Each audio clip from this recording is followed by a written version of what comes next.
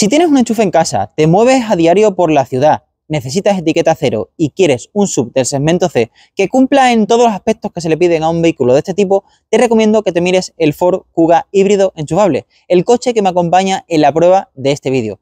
Un vehículo que quizás no sea el mejor en nada, pero que representa un equilibrio generalizado muy bueno, especialmente en este lavado de cara o restyling que acaba de sufrir a mitad de generación.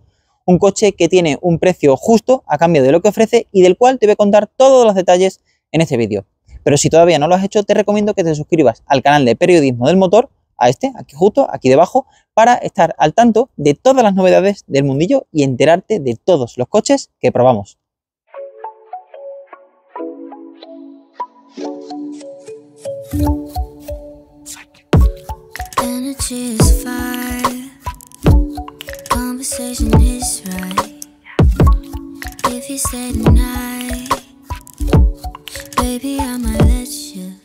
Al ser este Kuga un vehículo híbrido enchufable, lo primero de lo que quiero hablarte es de su sistema de propulsión, un sistema de propulsión formado por un motor de gasolina de 2.5 litros atmosférico que tiene 155 caballos de potencia y se combina con otro eléctrico de 132.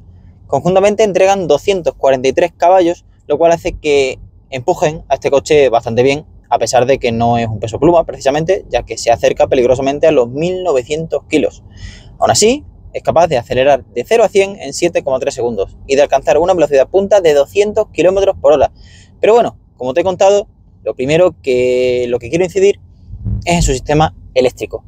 Y es que gracias a una batería de 14,4 kWh brutos, netos son 10,7, puede realizar una conducción 100% eléctrica de 69 kilómetros, según el ciclo WLTP, y homologa un consumo medio, también según ese ciclo, de 0,9 litros a los 100 kilómetros. Lo cierto es que estas cifras son bastante optimistas, puesto que, para empezar, el consumo está medido de la misma forma que se hace en todos los híbridos enchufables, y esto implica que son los primeros 100 kilómetros con la batería a tope. Si vas con la batería a cero, como el sistema eléctrico siempre guarda un remanente de la misma, el consumo se va a mover a velocidades legales en torno a los 5 litros y medio, 6 litros. Si le pisas un poco y te pasas, vas a rondar los 7. Por lo tanto, no me parece algo dramático teniendo en cuenta las características del coche. Pero si tienes un poquito de batería o circulas bastante por ciudad, al fin y al cabo puedes hacer consumos fácilmente de 2 litros y medio o 3 litros en función, ya digo, de la carga de la propia batería, porque la autonomía eléctrica real ronda entre 45 y 55 kilómetros, lo cual tampoco está del todo mal, dado que para circular por ciudad me parece una cifra razonable, teniendo en cuenta que has de tener un enchufe en casa si quieres sacarle el máximo partido a este coche.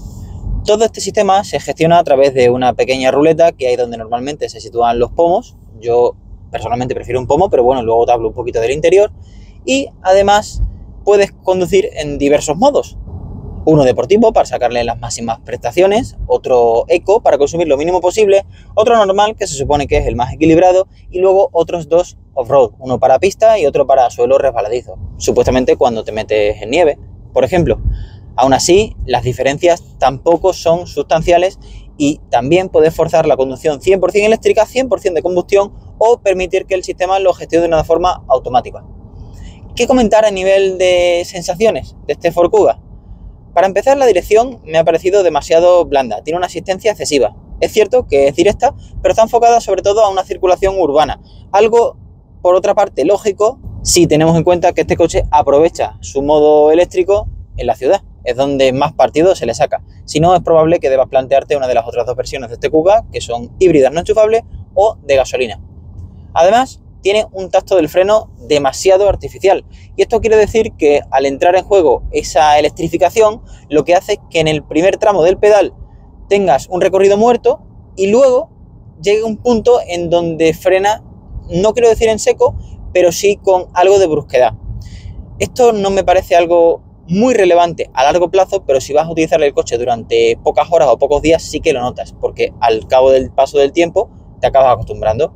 Por lo demás, este Kuga creo que solamente tiene ventajas a nivel dinámico. La puesta a punto que consigue Ford en sus modelos es muy buena. E incluso siendo un SUV del peso que te he comentado antes, con casi 17 centímetros de altura libre con respecto al suelo, y al fin y al cabo un centro de gravedad alto, me parece muy buena. El coche no balancea excesivamente en curva. A esto le ayuda, claro, que el peso de las baterías descienda a ese centro de gravedad al estar situadas en la parte inferior del vehículo. Pero creo que dentro de su segmento es de los modelos más ágiles, quizá junto al Volkswagen Tiguan o al Seat / Cupra Ateca. Me parece muy bueno en ese sentido. Además, el aislamiento también considero que es excepcional, puesto que sin importar si vas por autopista, por carretera o por ciudad, el ruido de rodadura, de viento o del motor entrando en el habitáculo no se percibe. Y luego el hecho de tener ese centro de gravedad inferior con respecto a otros modelos de la competencia también hace que no tenga que tener un tarado de la suspensión demasiado firme y de esta forma sea un coche confortable para usar en el día a día, algo en lo que también tienen mucho que ver sus asientos. Y voy ahora con el interior, empezando por ellos, porque me parecen excepcionales, son maravillosos, al menos en esta versión ActiveX, donde están forrados en piel vuelta y también tienen símil de piel por las partes laterales, pero lo verdaderamente importante es que tienen certificación AGR y esto implica que su nivel de mullido y su comodidad es impresionante. Además sujetan muy bien el cuerpo a nivel lateral, por lo tanto considero que son muy completos. Encima están calefactados y tienen regulación 100% eléctrica, así que creo que poco más se le puede pedir. Eso sí, tienes que tener en cuenta que la postura de conducción en este Kuga, incluso en la posición más baja, es bastante altita. La calidad de materiales también me parece algo en lo que Ford ha mejorado, puesto que nunca ha sido uno de los fabricantes que más hincapié hayan hecho en los ajustes de sus cabinas. Sin embargo, en este Kuga creo que esa parte está más cuidada y en combinación con una calidad de materiales muy buena, en donde prácticamente no me encuentro ningún sitio donde haya zonas llenas de plástico, dado que casi todo está tapizado o con unas superficies gomosas, hacen que esa sensación de calidad o esa percepción aumente mucho de nuevo respecto a sus rivales. El volante me encanta, creo que tiene un aro gruesito, pero no demasiado, un diámetro muy bueno, un nivel de grosor de mullido también muy bueno y además tiene botones físicos. Delante del mismo hay una instrumentación que no es configurable, aunque sí es digital. Tiene 13 pulgadas el display y lo único que hace en cuanto a configuración o a personalización es cambiar los colorcitos dependiendo del modo de conducción que elijas.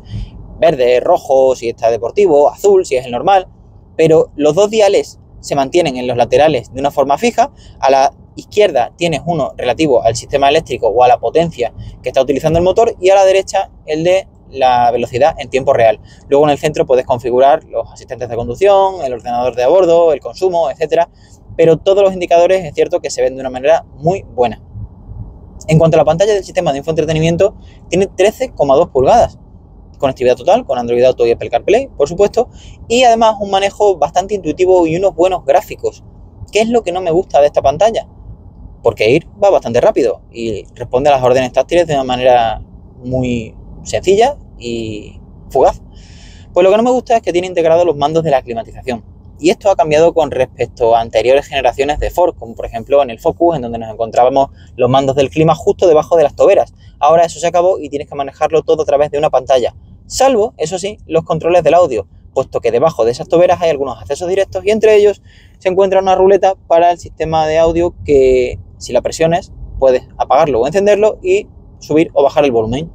Además del botón de encendido y apago del vehículo y luego otras funciones como los modos de conducción o el desempañamiento del cristal delantero, el cual por cierto tiene una malla para desempañarlo que es imperceptible a la vista, pero que lo que hace es calentarlo y de esta forma no tienes que ponerle el chorro de aire y que sea en ocasiones un poco molesto por las mañanas al salir de casa. Simplemente activas ese calor y ya está.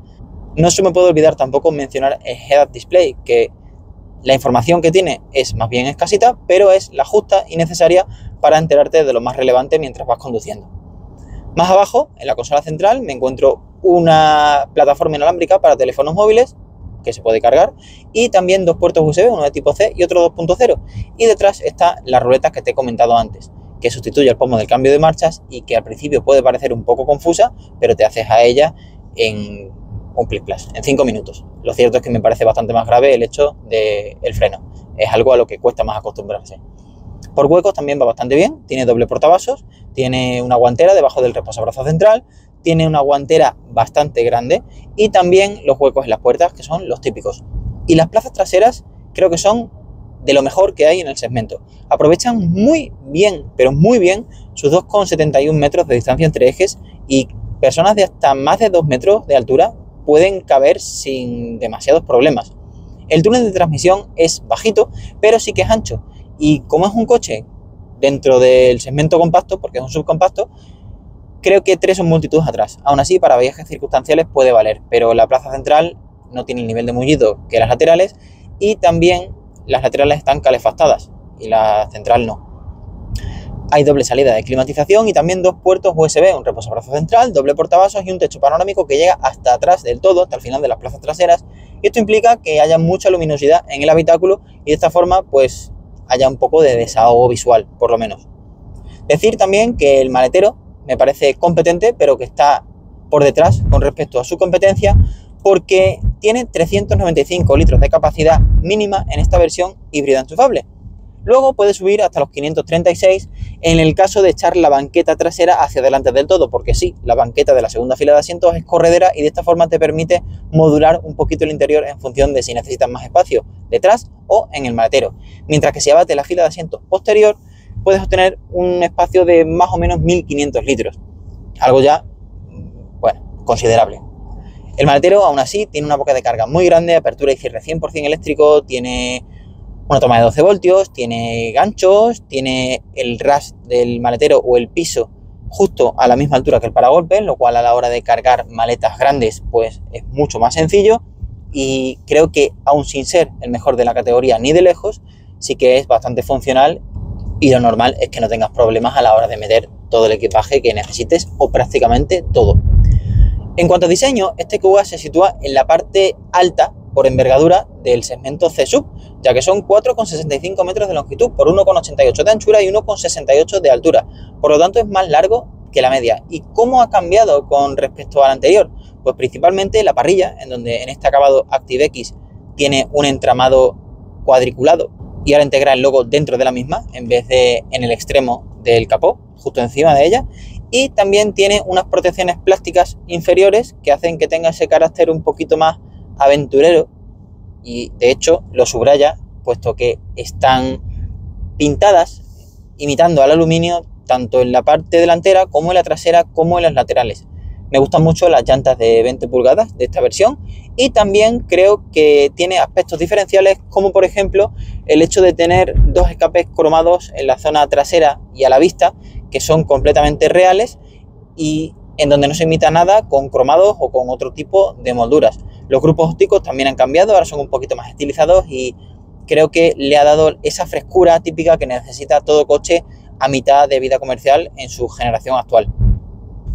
Otros 2 aspectos que me gustan, ya para terminar, son los tiradores de las puertas, que no están ni enrasados en la carrocería, ni tampoco son extremadamente raros, simplemente es una agarradera donde tú la agarras y se abre. Al fin y al cabo, en la simpleza está la virtud muchas veces, y también en el protector que sale en el extremo de la puerta, dado que cubre con goma el borde de la misma, y esto hace que no rayes el resto de coches que hay en el aparcamiento a tu lado, ni que los demás te rayen a ti en el caso de que te den hasta parte de la puerta.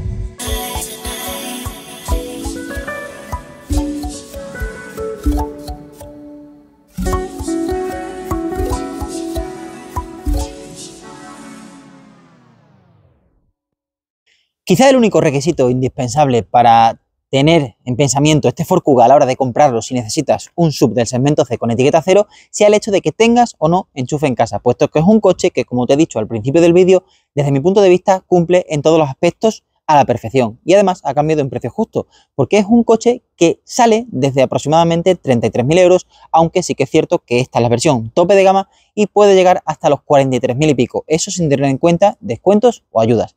Hay 4 acabados diferentes a elegir, divididos en el ST-Line o ST-Line X o ActiveX. En los 2 primeros de ellos, un poquito con una filosofía más deportiva, mientras que este tiene un toque más aventurero, por así decirlo.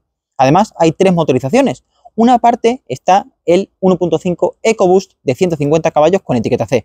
Luego está también el híbrido enchufable, que es este de aquí, con etiqueta 0 y 243 caballos. Y por otra parte está el FHEV, que es como llama Ford a su híbrido autorrecargable o no enchufable, que puede tener bien 180 o bien 183 caballos en función de si es la variante con tracción delantera o total.